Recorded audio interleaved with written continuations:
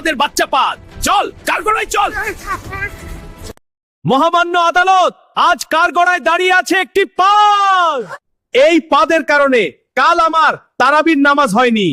তবে সমস্যা তা না, মহামান্য আদালত।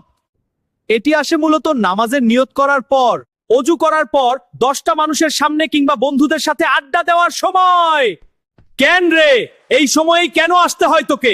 আমরা কি কিছু বুঝি না? সালা তোর ক্যারেক্টারটাই এমন। সুখের সময় একজন শত্রু হিসেবে দাঁড়িয়ে থাকবি আর মানসম্মানের 12টা বাজিয়ে দিবি। জর্জ সাহেব, এই পাদের বাচ্চা পাদকে নগদে শাস্তি দেওয়া হোক। একটু চুপ থাকো উকিল সাহেব, চলো আমরা তার মুখে শুনি। হ্যাঁ, আমি দোষী, কিন্তু একটা কথা মনে রাখবেন সবাই, যতদিন পর্যন্ত আপনারা ভাজা পোড়া খাবার খাবেন কিংবা খাবার খাওয়ার পর দীর্ঘ সময় ধরে পেশাব পায়খানা বন্ধ রাখবেন, ততদিন পর্যন্ত আমি আপনাদেরকে এভাবেই কষ্ট দেব। কারণ আমি জানি আপনারাই আমাকে সৃষ্টি করেন, কিন্তু আমি তো আপনাদের কথা মানি না। কতক্ষণ আটকায় রাখতে পারেন?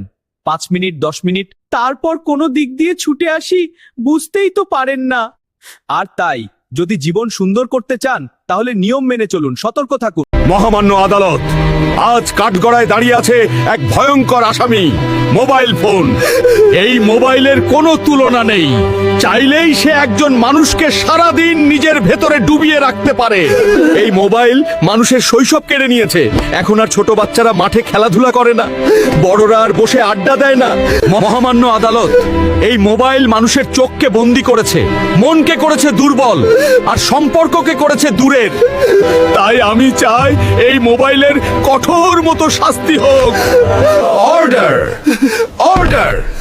সমস্ত সাক্ষ্য ও প্রমাণের ভিত্তিতে এই আদালত ঘোষণা করছে, আজ থেকে মোবাইলের শাস্তি হলো শিশুদের হাত থেকে দূরে রাখা, খাবারের টেবিলে নিষিদ্ধ, পরিবারের সময় সময় বন্ধ রাখা, খেলাধুলা, কথা বলা ও বাস্তব জীবনে ফিরিয়ে দেওয়া। মোবাইল হবে মানুষের দাস, মানুষ হবে না মোবাইলের দাস।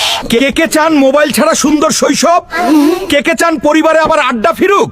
কমেন্টে লিখে জানান। মহামান্য আদালত, এই কাঠগড়ায় দাঁড়িয়ে থাকা এই মুলার মতো খারাপ আর এর মতো বেঈমান এই দুনিয়ায় আর একটাও নেই। তার সুন্দর শরীরকে লোভ লাগিয়ে সাধারণ মানুষকে তার ফাঁদে ফেলে। আর এই মুলা যখন কোনো মানুষের পেটের ভিতর ঢুকে যায়, তখন সে পেটের সবকিছুকে দুর্গন্ধ করে দেয়। আর যখন তাকে খাওয়ার পর কোনো মানুষ পাত দেয়, তখন এই পাপির দুর্গন্ধে মানুষ অজ্ঞান হয়ে যায়। তাই এই মুলাকে যত তাড়াতাড়ি সম্ভব কঠিন থেকে কঠিন শাস্তি দেওয়া হোক। Order, order, order. সমস্ত সাক্ষী প্রমাণের ভিত্তিতে 302 ধারা মোতাবেক মুলাকে যাবজ্জীবন কারাদণ্ড দেওয়া হলো। মাননীয় আদালত, কাঠগড়ায় নিষ্পাপের মতো দাঁড়িয়ে আছে ইনি হলেন মশা।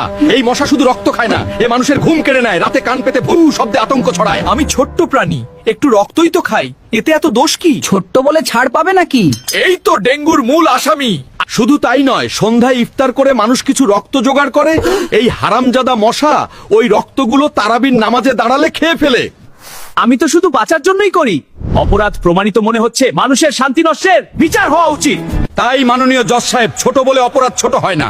আজ আদালত ঠিক করবে মানুষের রক্ত চোষার শাস্তি কি হওয়া উচিত। Order, order.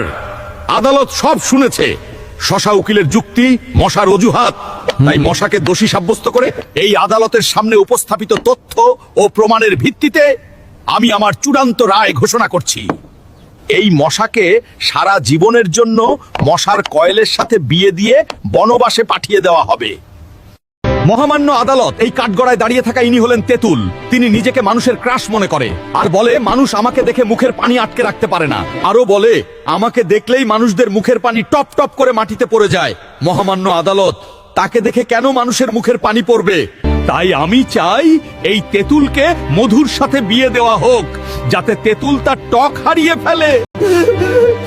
Order, order, order. সমস্ত সাক্ষী ও প্রমাণের উপর ভিত্তি করে এই আদালত তেঁতুলকে মধুর সাথে বিয়ে দেওয়ার আদেশ দিচ্ছে। জনগণরা কার কার তেঁতুল দেখলে মুখে পানি আসে নিশ্চয়ই কমেন্টে জানাবেন।